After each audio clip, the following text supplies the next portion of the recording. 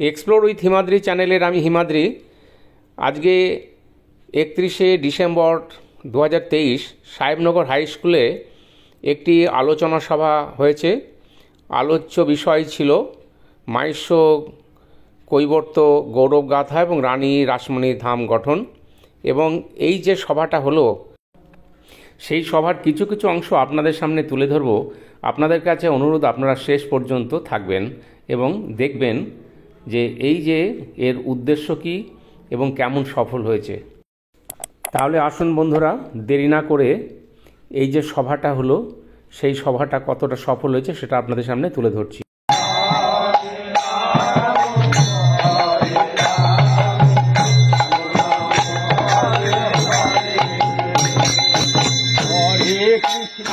সভা শুরুর আগেই হরিনামের দল নিয়ে গ্রামের মধ্যে শোভাযাত্রা করেছেন। রাজ্য সম্পাদককে অনুরোধ করব, সীতানন্দ পুরকাইত তার প্রতিকৃতিতে মাল্যদান করুন। বাবা সাহেব আম্বেদকর কি চাষী কৈবর্ত মহিষ সমাজ জিন্দাবাদ। প্রদীপ প্রজ্বলন এবং মাল্যদান পর্বের মধ্যে দিয়ে সভা শুরু হয়। সভার শুরুতে উদ্বোধনী সঙ্গীত পরিবেশন করেন শ্রীমতী মনীষা বিশ্বাস এবং তবলায় সঙ্গত করেন শ্রী চন্দন বিশ্বাস।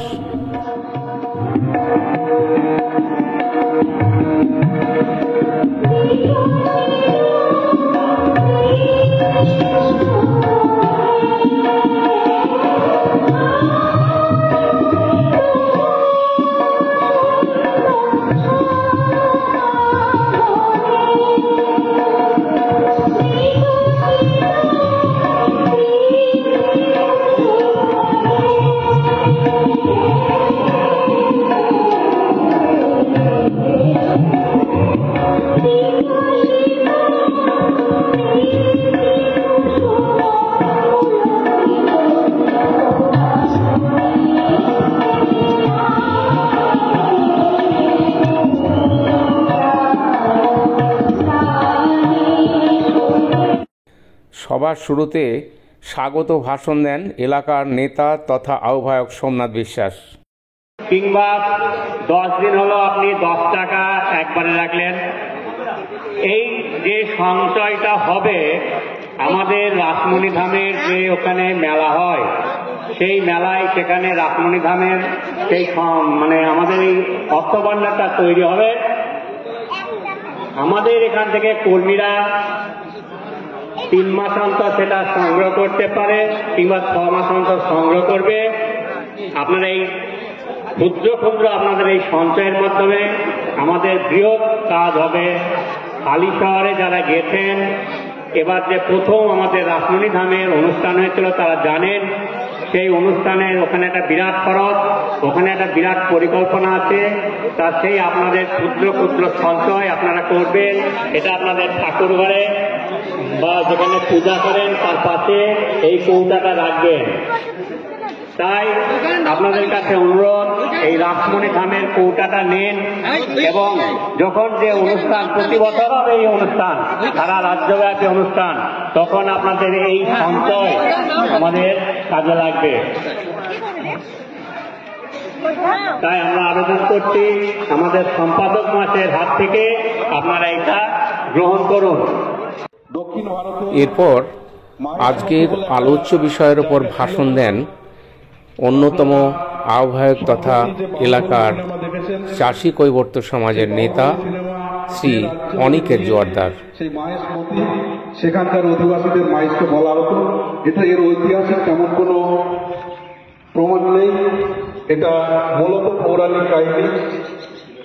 এবং এই মাহেশ জাতি সৃষ্টি হওয়ার ইতিহাস, সেটা আমরা আজকের আলোচনা সভায় আমরা আলোচনা করব।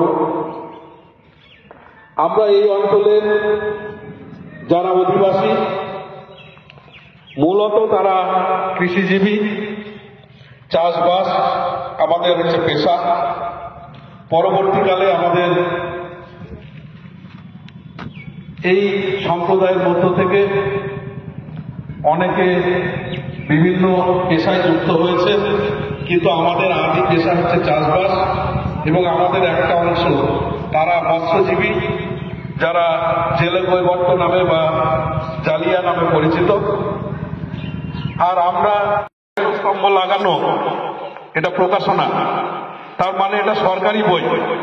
সরকারি বইয়ের 60 পাতায় আপনারা দেখবেন আমাদের জাতির ইতিহাস সম্পর্কে এখানে বলা আছে। তখন ব্রিটিশ যে জেলা শাসকরা এখানে কাজ করতে আসতেন তাদের জেলা সম্পর্কে পরিচিতি করে দেওয়ার জন্য এই রকমের বই প্রত্যেক জেলায় লেখা হতো। সভার মধ্যে দেশাত্মবোধক সঙ্গীত পরিবেশিত হয়। পরিবেশন করেন শ্যামল বিশ্বাস, বনানী বিশ্বাস, উজ্জ্বলা বিশ্বাস সহ এলাকার মহিলা নেতৃবৃন্দ।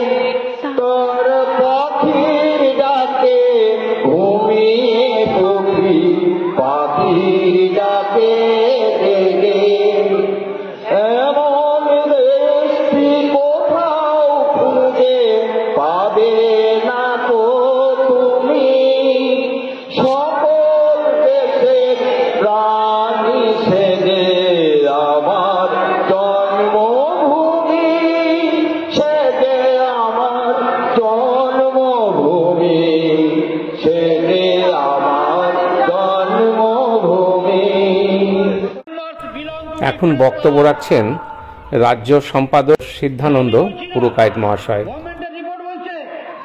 সবার কাছে আমার পঞ্চম তথ্যটা তুলে ধরার আগে আমি মার্জনা চেয়ে নিচ্ছি, ক্ষমা করবেন যদি কিছু ভুল বলে থাকি। আমি কখনো কাউকে আঘাত দিতে চাই না, কখনো কাউকে দুঃখ দিতে চাই না, এটা আমি সহজে বলতেও চাই না, কিন্তু পরিস্থিতি বাধ্য করে কিছু কিছু জায়গায় কিছু কিছু ক্ষেত্রে সেটা করতে হয়। এই আলোচনা সভায় এটা না তুলে ধরলে আলোচনাটা অপূর্ণ থেকে যাবে। কারণ আমার সঞ্চালক মহাশয় কিছুক্ষণ আগে তখন বলছিলেন যে আমি বাইরে বাইরে ঘুরেছি, বহু ক্ষেত্রে যখন বাণিজ্য পরিচয় দিয়েছি তারা এমন কিছু কিছু ল্যাঙ্গুয়েজ ইউজ করতে সে অভিযোগ সংরক্ষণ সার্টিফিকেট দিলেন তো,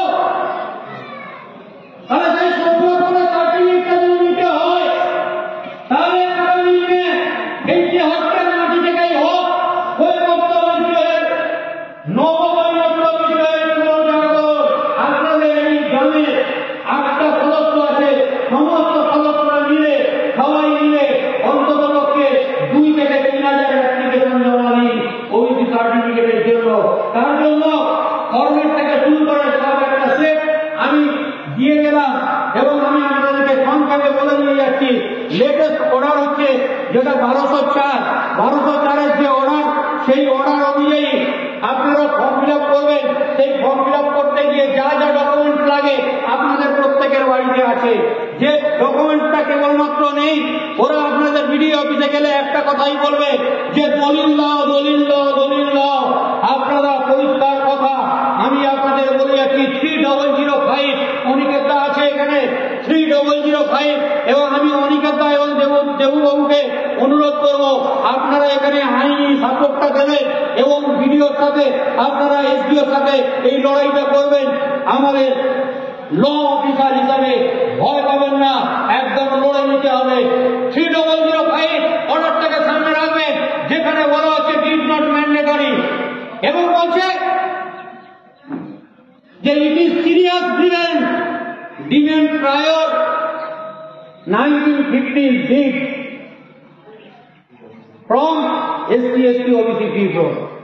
যদি SC/ST OBC people তারা আবেদন করতে যায়, তাদের কাছে 1950 সালের আগে দলিল চাওয়া সিরিয়াস গ্রিভেন্স, এই জায়গা থেকে আমি অনেকের এই সভায় যারা যোগদান করেছেন প্রত্যেকের জন্যে পাত পেরে বসে খাওয়ার ব্যবস্থা করেছেন এবং আপনারা দেখতে পাচ্ছেন এই বিশাল যে খাবার, যে রান্নাবান্না এখন চলছে, তারই আয়োজন আপনাদের সামনে তুলে ধরলাম।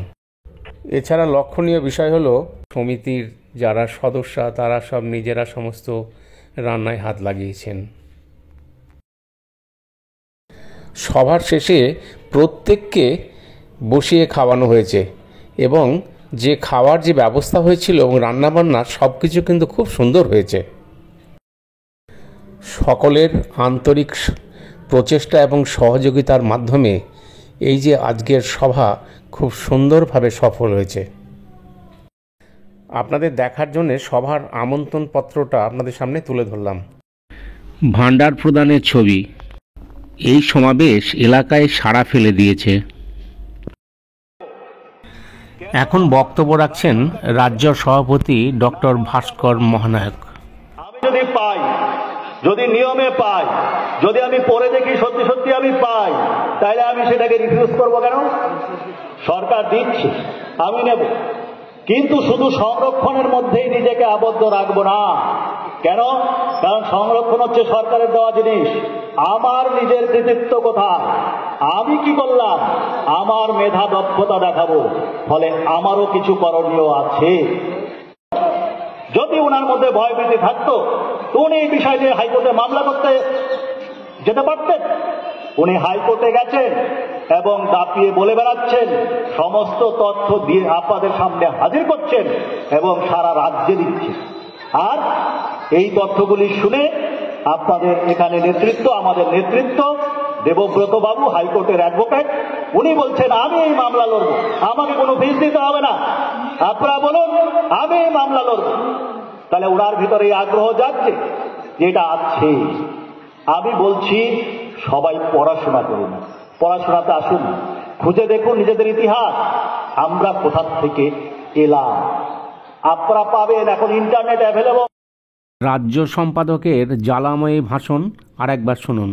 আমি কৈবর্ত সন্তান, আমি কৈবর্ত, আমি কৈবর্ত, আমি কৈবর্ত, আমি কৈবর্ত ছিলাম, কৈবর্ত আছি, কৈবর্ত থাকবো।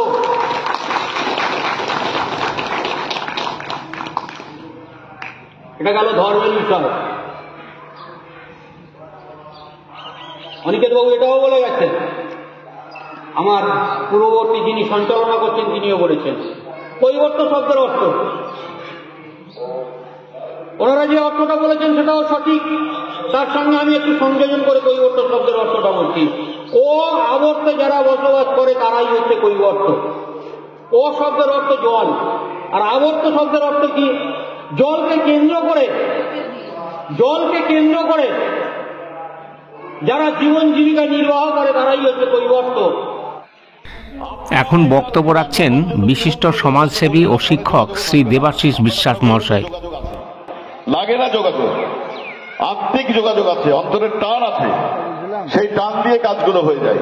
আমরা কি বলি, একজন ওপার বাংলা থেকে আসা মানুষ তার রেশন কার্ড হয়ে যায়, তার ভোটার লিস্টে নাম উঠে যায়, আর আমরা এদিকের মানুষ যারা আছি আমাদের কোনো কাজ অফিসে করতে গেলে গ্রামের লোককেই ভালোভাবে চিনি নেতা। কারণ একটি, কারণ তাদের যে স্বজাতি প্রীতি আছে, যাকে তারা সম্মান দেয়, সেই সম্মানের কারণেই তারা নিজেদের সমাজকে এগিয়ে নিয়ে যাওয়ার জন্য একজন আরেকজনের পাশে দাঁড়ায়, সংঘবদ্ধ হয় এবং সংঘবদ্ধ শক্তি তৈরি হয়। সেই শক্তির জোরেই সরকারকে মাথা নোয়াতে বাধ্য করে। আমাদেরও শুধু সংখ্যা দিয়ে হবে না।